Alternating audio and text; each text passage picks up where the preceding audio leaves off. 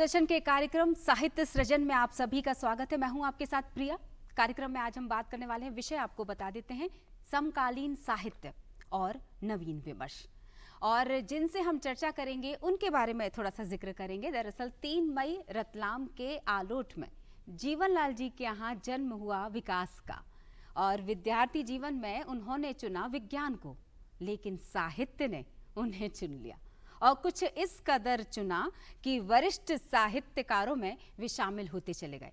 वे मानते हैं कि 18वें क्रम में बैठा है ऐसा व्यक्ति जिसका उस क्षेत्र से लगभग लेना देना नहीं था, यानी उसके पहले के लोग कुछ अलग थे और वो कुछ अलग। कैसी रही उनकी ये यात्रा और जिस विषय पर हम चर्चा करने वाले हैं वो क्या सोचते हैं, आखिर इस विमर्श की जरूरत क्यों महसूस हुई। तो चलिए स्वागत करते हैं निदेशक मध्य प्रदेश साहित्य अकादमी के डॉक्टर विकास दवे जी का। बहुत बहुत स्वागत है सर। नमस्ते प्रिया जी, बहुत अच्छा लग रहा है दूरदर्शन के माध्यम से आज साहित्य के कुछ महत्वपूर्ण विषयों पर आपके साथ विमर्श करने को हम सब यहाँ पर बैठे हैं। और विशेष करके आपने मेरे पूर्ववर्ती जीवन को लेकर के जो थोड़ी सी बातें कही, तो ऐसा लग रहा है कि खूब शोध करके आप बैठी हैं आज साहित्य पर। बातचीत में बहुत आनंद आएगा, हम लोग चर्चा शुरू कर सकते हैं। तो मुझे लगता है कि हम वहीं से उठा लेते हैं फिर बातचीत को, जो मैंने शुरुआत में कही थी कि एकदम से कैसे चेंज हो गया। क्योंकि अगर पारिवारिक पृष्ठभूमि की बात की जाए तो आप कहते हैं कि माहौल तो साहित्य का था, लेकिन जिस विधा से आप जुड़ गए वो थोड़ी अलग थी। बिल्कुल ठीक कहा आपने। वास्तव में उच्च गणित का विद्यार्थी रहा विद्यार्थी काल में, और उसके बाद मैंने इलेक्ट्रिकल से डिप्लोमा भी किया। तो कुल मिलाकर के वो पूरी की पूरी धारा साहित्य से तो कहीं साम्य रखती नहीं थी।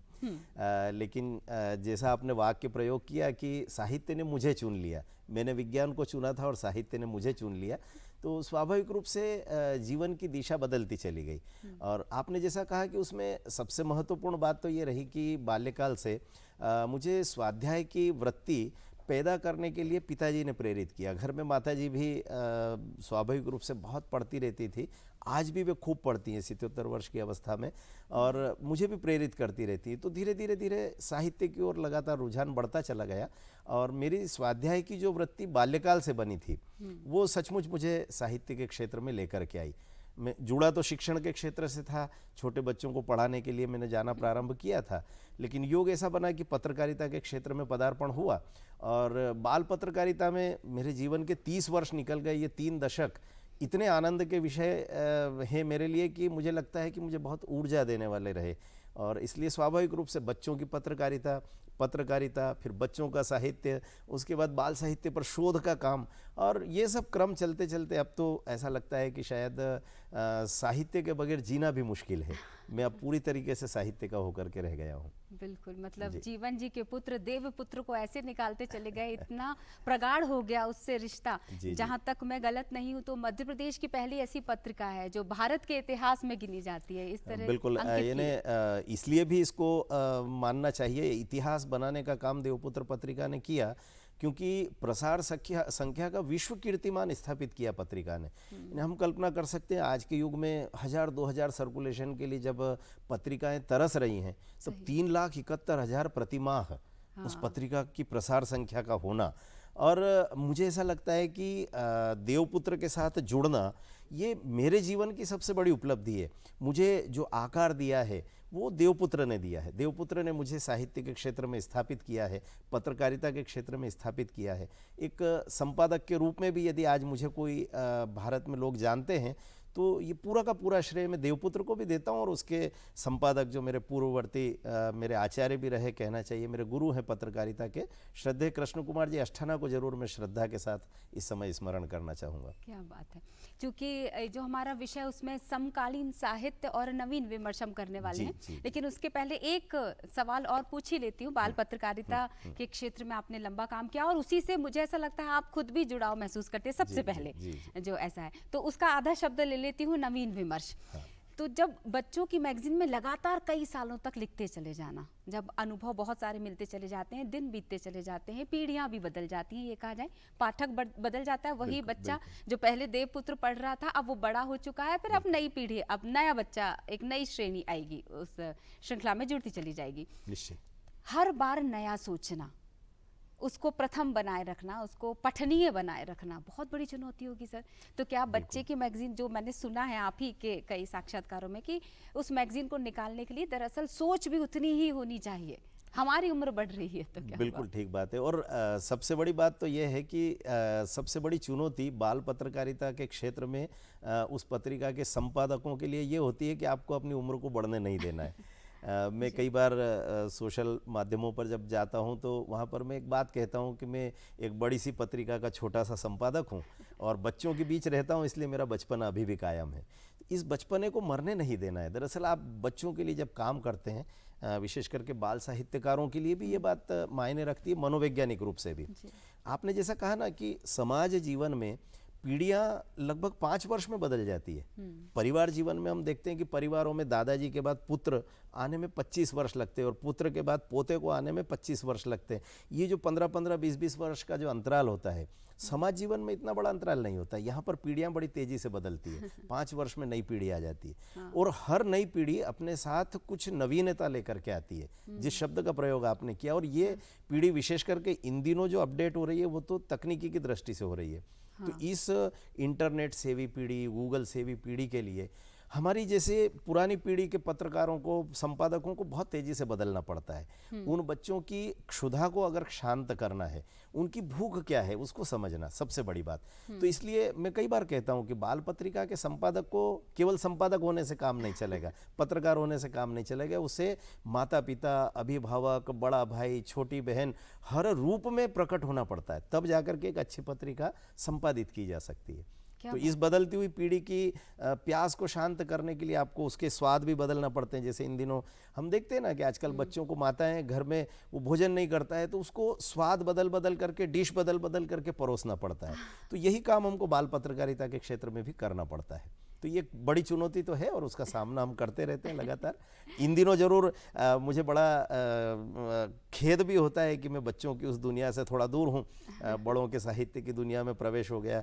हमारे माननीय मुख्यमंत्री जी ने मुझे साहित्य अकादमी के काम के लिए यहाँ भोपाल बुला लिया, तो अब क्षेत्र जरूर बदला है, लेकिन मैं बाल साहित्य का ब्रांड एम्बेसडर बन करके बड़े साहित्यकारों से बार बार इस बात का आग्रह करता हूँ कि आप अपने जीवन में बाकी सब करिए लेकिन बच्चों के लिए ज़रूर लिखिए।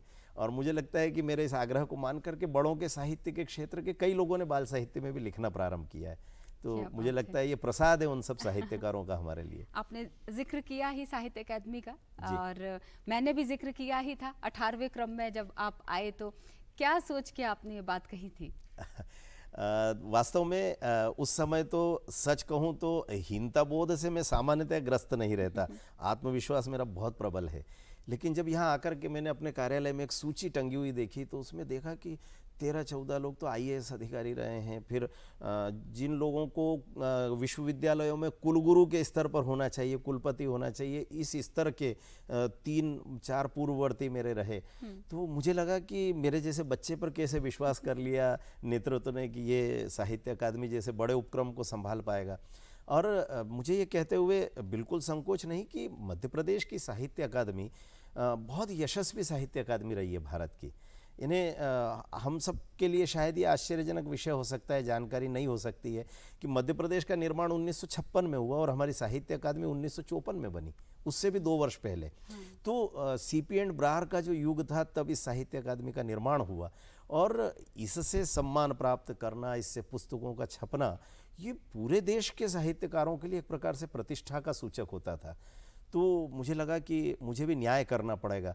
और जिस कुर्सी पर मैं बैठा हूँ, मेरे पूर्ववर्ती इतने मनीषी लोग रहे हैं। प्रभात भट्टाचार्य जी को याद करता हूँ, मैं याद करता हूँ डॉक्टर देवेंद्र दीपक जी को, त्रिभुवन नाथ शुक्ल जी को, उमेश सिंह जी को।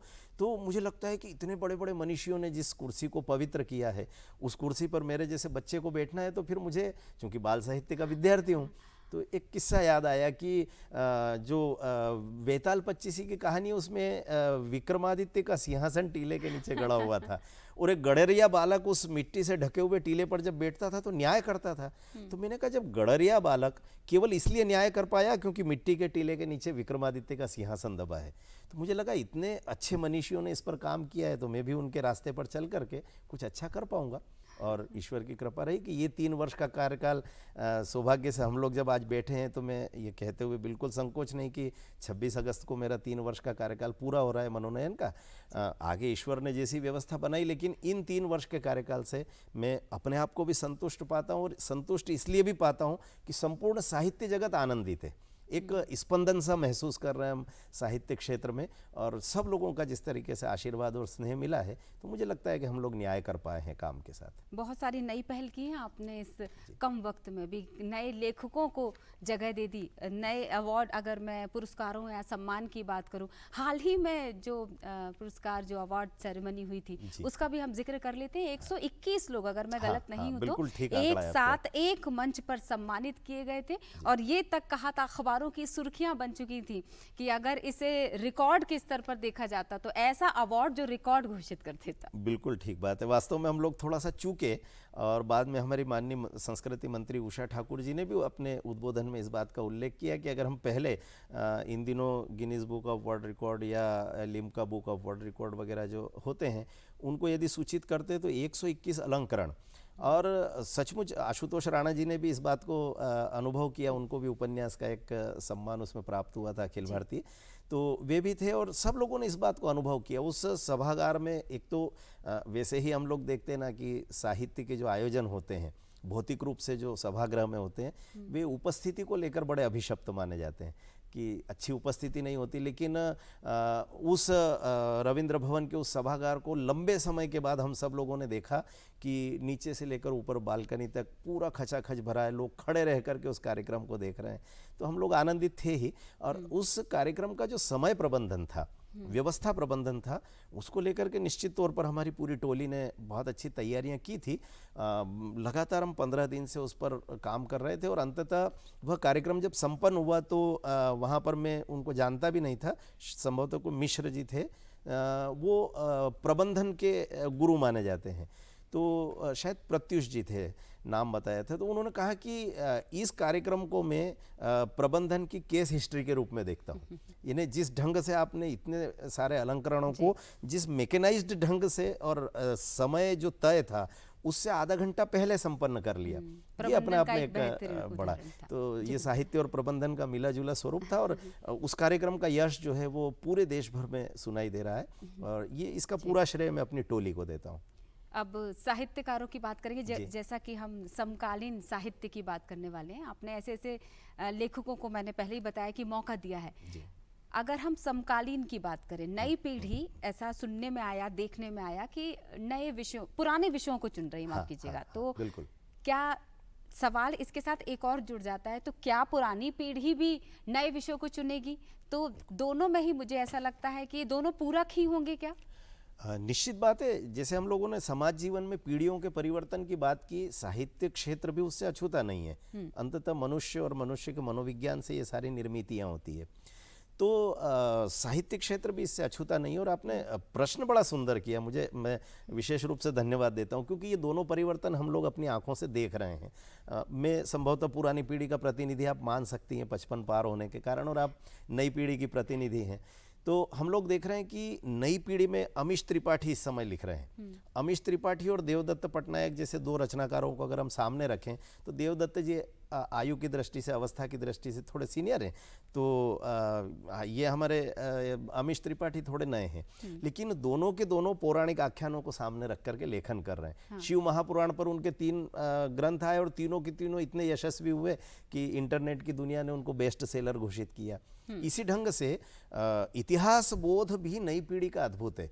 हमको लगता है कि पुरानी पीढ़ी के लोगों ने इतिहास पर, आप शिवाजी सावंत का नाम ले हम, तो छावा उपन्यास आज इतना प्रचलित है कि पॉडकास्ट की दुनिया में हम देखते हैं कि लोग इंदौर पूना के बीच में अपनी 4 व्हीलर को ड्राइव करते हुए और सुन रहे हैं स्पीकर पर, और पूरे पूरे उपन्यास को सुन रहे हैं। तो शिवाजी सावंत जिस इतिहास को लिख रहे थे, आज विक्रम संपत उसी इतिहास को लिख रहे हैं। नई पीढ़ी पुराने कथानकों को लिख रही है, पुरानी पीढ़ी नए कथानक को लिख रही है।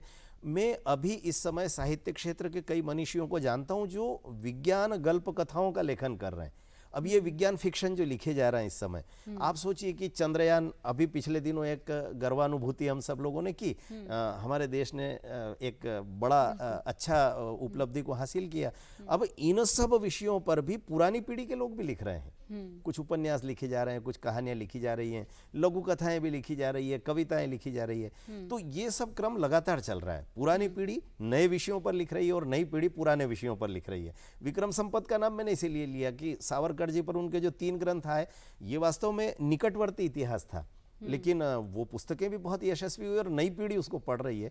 तो मुझे लगता है कि नई पीढ़ी को विशेष धन्यवाद देना चाहिए कि वो इतिहास बोध भी अपना जागृत कर रही है साहित्य के माध्यम से। एक नाम और जुड़ता है अलका जी का। हाँ। और एक विषय और जुड़ जाता है, इस पर भी विमर्श की जरूरत है। बिल्कुल ठीक बात है। कि स्त्री मनोविज्ञान पर लेखन की जब अगर हम बात करें तो हाँ, अलका सरावगी जी का अभी एक ताज़ा उपन्यास आया है और वो जिस शब्द का मैंने प्रयोग किया ना संयोग से कि निकटवर्ती इतिहास, वो निकटवर्ती इतिहास का ये ताज़ा सबसे अच्छा उदाहरण है। आपके प्रश्नों पर मुझे बड़ा अच्छा लग रहा है प्रिया जी आज की, आप बिल्कुल सही दिशा में मुझे ले जा रही हैं, अन्यथा ज़्यादा बोलने वाले लोग भटकते ज़्यादा हैं। अलका सरावगी जी का उपन्यास, और इसके साथ में एक और उपन्यास का उल्लेख करना चाहता हूँ, रेखा अग्रवाल जी का सुनो मनु। ये दोनों एक ही विषय वस्तु को लेकर के लिखे हुए उपन्यास हैं। और जिस स्त्री विमर्श की हम बात करते हैं, सशक्तिकरण की, स्वावलंबन की, सरला देवी चौधरानी, मैं चाहूंगी उपन्यास का अगर हम जिक्र भी करें। हाँ, बिल्कुल बिल्कुल। आप सोचिए कि उस युग की बंगाल की वह बाला, और वो पूज्य बापू के समकक्ष है। लेकिन जैसा हम लोग साहित्य में भी इस बात को मानते हैं और मनुष्य का मनोविज्ञान है कि प्रेम एक ऐसा शाश्वत सत्य है कि उसमें बड़ा से बड़ा व्यक्ति भी पढ़ सकता है और छोटा से छोटा व्यक्ति भी पढ़ सकता है। बापू और सरला देवी के बीच के प्रेम को उन्होंने इतने सुंदर ढंग से, आप देखिए चुनौती कितनी बड़ी रहती है, सरला जी के सामने भी रही होगी, रेखा अग्रवाल जी के सामने भी रही होगी, कि रेखा अग्रवाल जी का जो सुनो मोहन उपन्यास है वो एक पत्नी के आयाम को व्यक्त करने वाला उपन्यास है। कस्तूरबा स्वाभाविक रूप से एक इतना पूज्य व्यक्तित्व है, हमारे लिए भी माँ की तरह है, लेकिन कस्तूरबा एक पत्नी के रूप में बापू को कैसे देखती थी। आप कल्पना करिए कि स्त्री मनोविज्ञान का वो कितना उदात्त स्वरूप वहाँ होगा। और ठीक उसी तरह से अलका सरावगी जी जब लिख रही हैं, तो सरला देवी चौधरी इनके बारे में वे जब लिख रही हैं तो इतना तथ्यात्मक और प्रामाणिक लेखन है वो आज के नए साहित्य में। मुझे लगता है कि इस पर बहुत विमर्श की आवश्यकता है। उन्होंने मूल पत्रों को लंदन के आर्काइव में वो आज भी सुरक्षित हैं, उन सब पत्रों को आधार बनाया। सरला जी के बापू को लिखे हुए पत्रों के एक एक शब्द को उन्होंने पकड़ा और उस पर एक एक अध्याय तैयार कर दिया। एक स्त्री क्या सोच करके बापू को ये लिख रही होगी, ये हम कल्पना कर सकते हैं। और वो इतने रोचक उपन्यास ये बने हैं। तो ये निकटवर्ती इतिहास पर लेखन की जो वृत्ति इन दिनों बढ़ी है, इन दोनों उपन्यासकारों के माध्यम से मैं और बताना चाहता हूँ कि नई पीढ़ी को भी ये पढ़ना चाहिए। इसलिए भी पढ़ना चाहिए कि इन दिनों हम देख रहे हैं ना कि जो प्लेटोनिक लव की हम बात करते हैं, आपकी पीढ़ी अमृता प्रीतम जी को खूब पसंद करती हैं। तो अमृता जी को पढ़ करके जिस प्लेटोनिक लव को, या आप इमरोज को एक आदर्श पात्र के रूप में देखते हैं वास्तविक जीवन के, तो क्या हम बापू के जो बनी बनाई छवि है, मोहनदास करमचंद गांधी यानी स्वतंत्रता संग्राम के पुरोधा नेतृत्व करता, लेकिन वह मनुष्य अंततः एक प्रेमिल हृदय भी अपने साथ रखता है। तो वो उस समय क्या सोचते होंगे, कैसे सोचते होंगे, इन सब बातों को लेकर के साहित्य में अब विमर्श होना चाहिए। अब मैं यहाँ ये भी जोड़ना चाहता हूँ कि पश्चिम जगत इस मामले में बड़ा उदार है। वो इस प्रकार के प्रेम प्रसंगों को लेकर के कभी भी बायस्ड नहीं होता। हमारे यहाँ का थोड़ा सा ऐसा मामला है कि नैतिकता को लेकर के हम तुरंत ऐसा मानने लगते हैं कि इतने बड़े आदमी को प्रेम करने का अधिकार है क्या। लेकिन मुझे लगता है कि इस तरह का साहित्य जब लिखा जाएगा तो निश्चित तौर पर हम लोगों की धारणाएं भी बदलेगी। व्यक्तिगत जीवन अलग होता है, सार्वजनिक जीवन अलग होता है। इन बातों को समझने का, एक तरह से सोच विकसित करने का काम ये साहित्य करेगा। तो ये सोच तब शायद विकसित हुई होगी जब आप फिजी और पेरिस की तरफ गए थे और आपने प्रतिनिधित्व किया भारत का, तब शायद कुछ और चीजें निकल कर आई। हाँ, मेरी ये जो दोनों विदेश यात्राएं विशुद्ध साहित्य को समर्पित यात्राएं थी। लेकिन मैं सच कहूँ प्रिया जी, तो मैंने इन दोनों, मेरे जीवन की दोनों पहली, पेरिस जब मैं गया था मेरे जीवन की पहली विदेश यात्रा थी। फिजी गया तो वो दूसरी विदेश यात्रा, केवल 2 ही यात्राएं मैंने की। लेकिन वहाँ जाने पर मैंने इन दोनों यात्राओं को विशुद्ध साहित्य और सांस्कृतिक यात्रा में परिवर्तित किया। मैंने कहा कि ये मेरे लिए घूमने फिरने की या विदेशी संस्कृति को समझना, ये तो अपने आप हो जाता है आप जब किसी देश में जाते हैं। हैं, लेकिन मेरी संस्कृति वहाँ कहाँ दिखाई दे रही है, भारत वहाँ कहाँ दिखाई दे रहा है, मैं अपने भारतीय सांस्कृतिक गौरव को कैसे वहाँ प्रतिष्ठापित करने का काम कर सकता हूँ व्यक्ति के नाते, भारतीय नागरिक के नाते। तो मैंने कुल मिलाकर इस प्रकार से इसको सोचा। पेरिस में भी ये काम हुआ, बड़े कुशल ढंग से हुआ, क्योंकि मेरा बाल साहित्य का विषय था और मेरी बाल साहित्य की पुस्तकों को ही वहाँ पर प्रदर्शित किया गया था पेरिस के अंतर्राष्ट्रीय साहित्य मेले में। पूरा एक उन्होंने बड़े सुंदर ढंग से एक मुझे पूरा खंड सौंपा था, वहाँ पर मेरी पुस्तकों को बड़े गरिमामय ढंग से उन्होंने रखा था।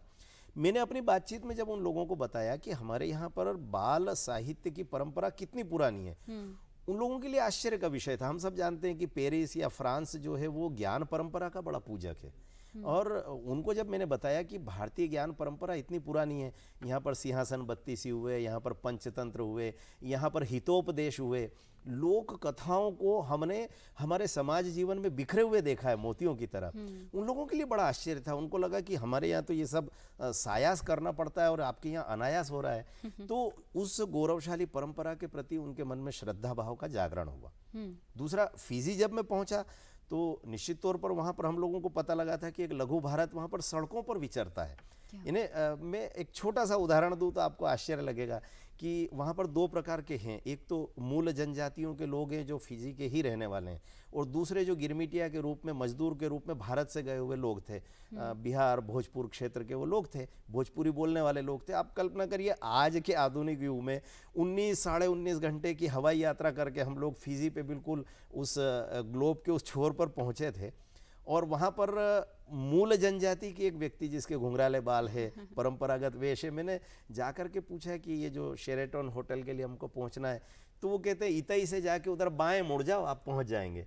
हम लोगों के लिए आश्चर्य का विषय था कि हमारा जो भारत का लोक है उसको वहाँ के मूल निवासियों ने भी कितने अच्छे ढंग से स्वीकार लिया। साहित्य जो अब दूर दराज तक पहुँच चुका है, तो भारतीय साहित्य भी वैसे ही हमको वहाँ पर मिला। इन्हें आप आश्चर्य करेंगे कि वहाँ के लोग बड़े सहज ढंग से हिंदी बोलते हैं, बहुत अच्छी हिंदी बोलते हैं। इन्हें हमारे यहाँ पर जिन चीज़ों को लेकर के कई बार हम लोगों के मन में हीनता बोध आ जाता है कि अरे एकादशी का व्रत तो गृहिणियाँ करती हैं, पढ़ी लिखी बहनों को ऐसा लगता है कि अरे ये कोई, वहाँ पर जिसको हम प्रशासनिक अधिकारी कहते हैं, विदेश सेवा के उच्च अधिकारी बहनें, वो कहती थी कि हमारा सोमवार का व्रत है, एकादशी आ रही है, उनको तिथियां भी मालूम है, जन्माष्टमी वहाँ पर मनाई जाती है, रामनवमी वहाँ पर मनाई जाती है। तो ये जो भारतीय संस्कृति का जो उदात्त स्वरूप है, उस उदात्त स्वरूप को हमने वहाँ जा करके समझा।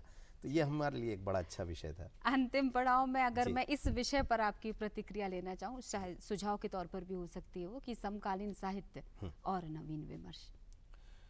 नवीन विमर्श की बात जब हम करते हैं तो वास्तव में इन दिनों साहित्य में समालोचना का, समीक्षा का जो क्षेत्र है, वहाँ पर विमर्श के कुछ विषयों को मुहावरों की तरह उपयोग किया जाने लगा है। मुझे इसको देख करके कई बार बड़ा कष्ट भी होता है कि आप मुहावरों की तरह इसको उपयोग मत करिए।